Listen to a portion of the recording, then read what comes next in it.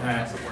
Lawyer who's decided it's time to get his life together and get a real job. That's why he's here in Point Loma pursuing stand-up comedy. Jordan Parker!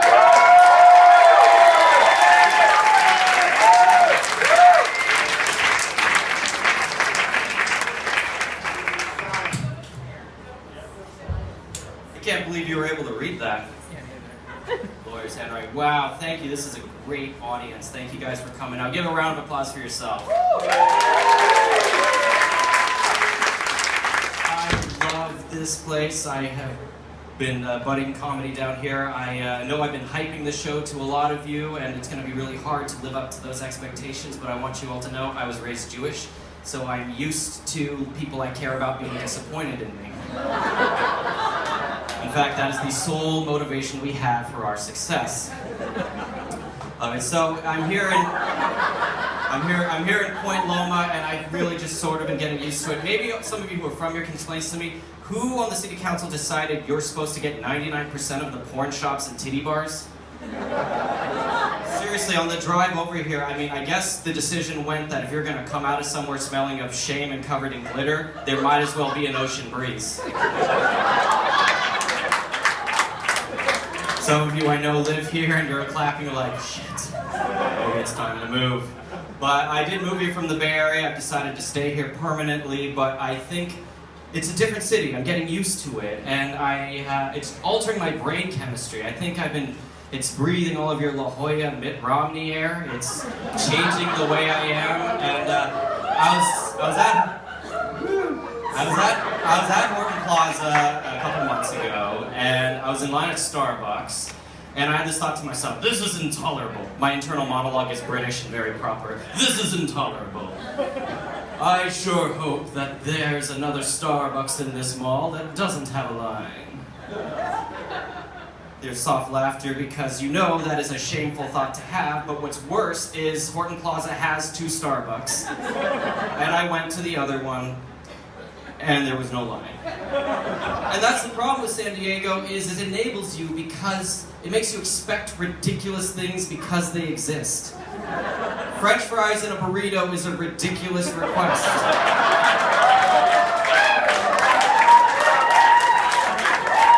Fucking delicious, but a ridiculous request. And the women, oh my god, you are really, all of you are just so gorgeous. I used to live in the, pandering. You are so beautiful here. I used to live in the Deep South, and San Diego 4s and Alabama 10, I will tell you that. Speaking of which, I know it's Pride weekend, and just for anyone who wants to know, Alabama recently struck down its sodomy laws, so they said they wanted to be known for something aside from racism.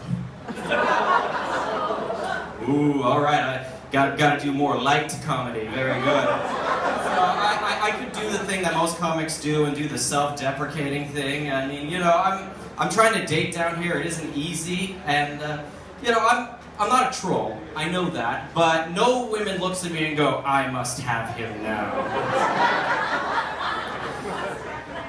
You must have me now? You are undermining the premise of this joke, so... this is good.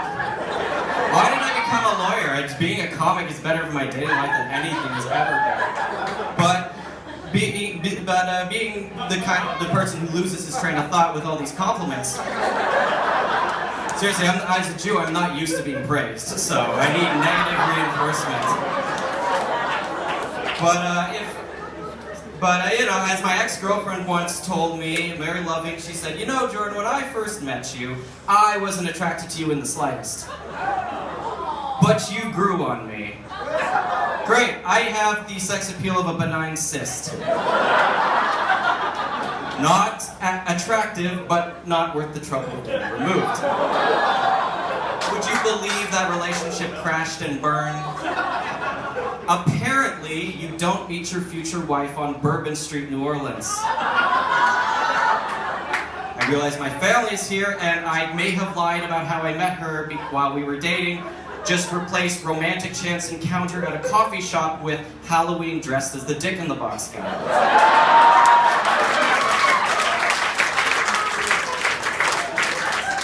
But really, you know, I know I have a really strong appeal to a certain type of people. You know, if my sex appeal were a food, it would be Indian food, because if you've never had it, you really need to be talked into it. You know, I know this looks weird and it's kind of, but just give it a try, you'll love it. And whenever someone actually does try it, just kind of comes out like, wow, you know, I wasn't expecting to like this, but this is satisfying on a deep, almost spiritual level. I mean, I've had a lot of things inside me, but this is the first time I've ever been full, you know? And the portion size is much bigger than I was expecting. You know, my girlfriend should really try some of this. No, see, that premise doesn't work because whether it's men or food, girls don't share. That's nice, but so I like to think about the big important issues in life, because you have to do something when your phone dies and you're alone with your thoughts.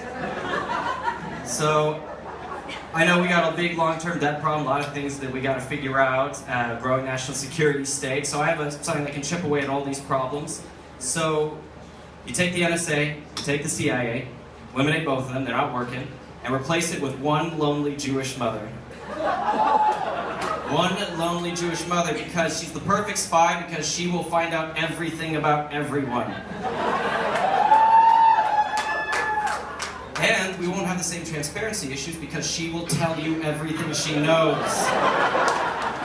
My family, my Jewish mother is my father, mainly because he asks really inappropriate questions about my personal life. It's not, are you going to find a girl to settle down with? It's, so are you taking advantage of Obama's contraception mandate? I have my family here, and they accuse him of having a one-track mind, and I say, that is unfair. Tracks usually go somewhere.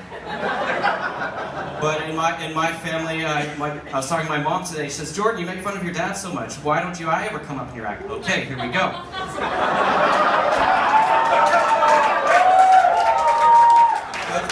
It's hard to make fun of her, but she really is like my Gentile Jewish mother, if only because she's constantly hounding our family by how we spend money.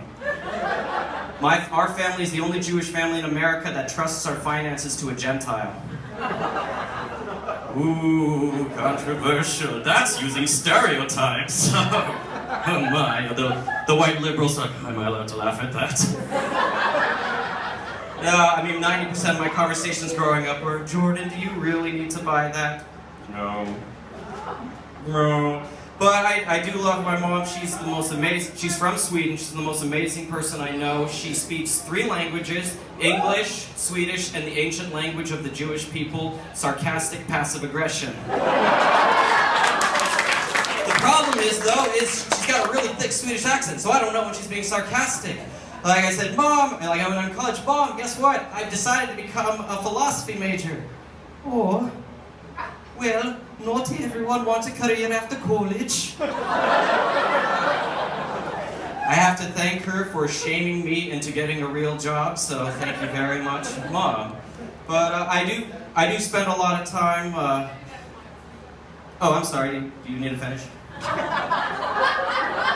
I'm sorry, this is my fault. I thought I was here. This is really just a simple misunderstanding.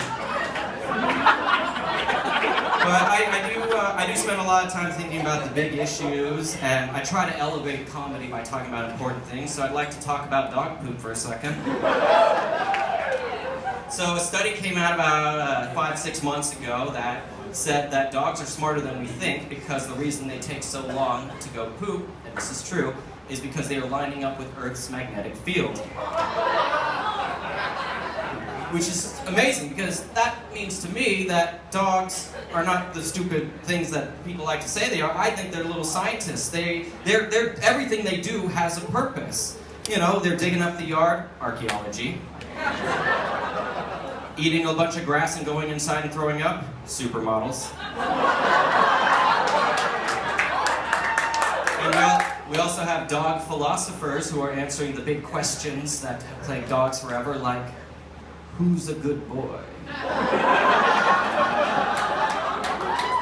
And you know, I think maybe this is just me projecting human feelings onto a dog, but I like to think that they also have religion, and they also you have. I think you have a dog preacher, you know, gathers everyone around. A lot of people here, a lot of dogs here.